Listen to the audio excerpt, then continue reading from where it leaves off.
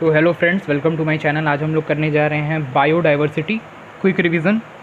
तो हम लोग को सबसे पहले देखना है इसमें बायोडाइवर्सिटी के बारे में। ये पूरा चैप्टर है एक ही पेज में, ठीक है। तो स्टार्टिंग से देखते हैं कि ये टर्म किसने दिया था, एडवर्ड विल्सन। बायोडाइवर्सिटी टर्म किसने दिया था, एडवर्ड विल्सन ने दिया था। एडवर्ड विल्सन ने जो टाइप्स ऑफ बायोडाइवर्सिटी है, पहला जेनेटिक है, फिर स्पीशीज़, फिर इकोसिस्टम। जेनेटिक में एग्जांपल रॉ वोल्फिया वोमेटोरिया, जिसके अंदर रेसरपाइन का कॉन्सेंट्रेशन और पोटेंसी वैरी करता है विथ डिस्ट्रीब्यूशनल रेंज हिमालय में, ठीक है।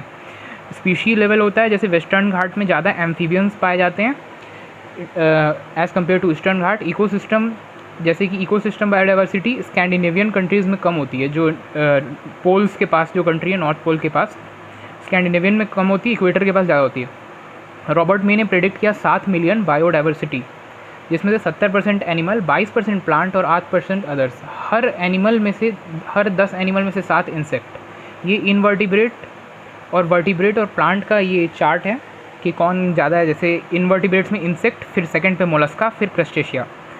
वर्टिब्रेट्स में fish, bird, reptile, amphibian mammals. और इसमें प्लांट में सबसे ज़्यादा एंजियो, फिर फंगाई, एंजियोस्पर्म, फंजाई और एल्गे, फर्न, मॉस, लाइकेन, फिर लास्ट में जिम्नोस्पर्म। इंडिया का डाटा सबसे इंपॉर्टेंट है, ध्यान रखना है कि 8.1% biodiversity. India 12 mega biodiversity country में आता है और 2.4% लैंड एरिया है। रॉबर्ट मे ने बोला कि ये 22% डिस्कवर्ड है, जो अभी कितना डिस्कवर्ड है, प्लांट 45,000 और 1 लाख एनिमल्स, तो ये 22% है। स्पीशीज़ एरिया का क्या रिलेशन है, डायरेक्टली प्रोपोर्शनल है, जितना एरिया होगा उतनी स्पीशीज़ होंगी।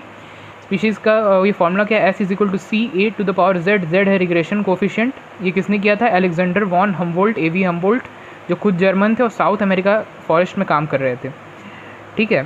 Z जो है रिग्रेशन कोफिशिएंट, इसकी वैल्यू 0.1 से 0.2 तक होती है मोस्टली। और ये दो ग्राफ है, अगर इसका हम लोग लॉग ले लें S=CA⁴Z, तो क्या आएगा, log S=log C + Z log A। तो ये एक स्ट्रेट लाइन आ जाएगी जिसमें Z आपका स्लोप रहेगा, ये S है और ये A है एक्स एक्सिस पे, और ये S=CAZ का ये वाला ग्राफ होगा, हाइपरबोलिक ग्राफ। लार्ज कॉन्टिनेंट के लिए जो Z की वैल्यू होती है 0.6 से 1.2 होती है, मैमल्स और बर्ड के लिए 1.15 होती है। तो जितनी ज़्यादा इसकी वैल्यू, ये स्ट्रेट लाइन उतना स्टीपर होगा, ठीक है। इसके बाद हमें देखना है इंपॉर्टेंस क्या है। इंपॉर्टेंस में 2 साइंटिस्ट का नाम देखना है हमें। David Tilman, external plot experiment, उन्होंने कहा था कि जितना ज़्यादा बायोडाइवर्सिटी उतनी ज़्यादा प्रोडक्टिविटी। और पॉल एलरिच, रिवर्ट पॉपर, उन्होंने कंपेयर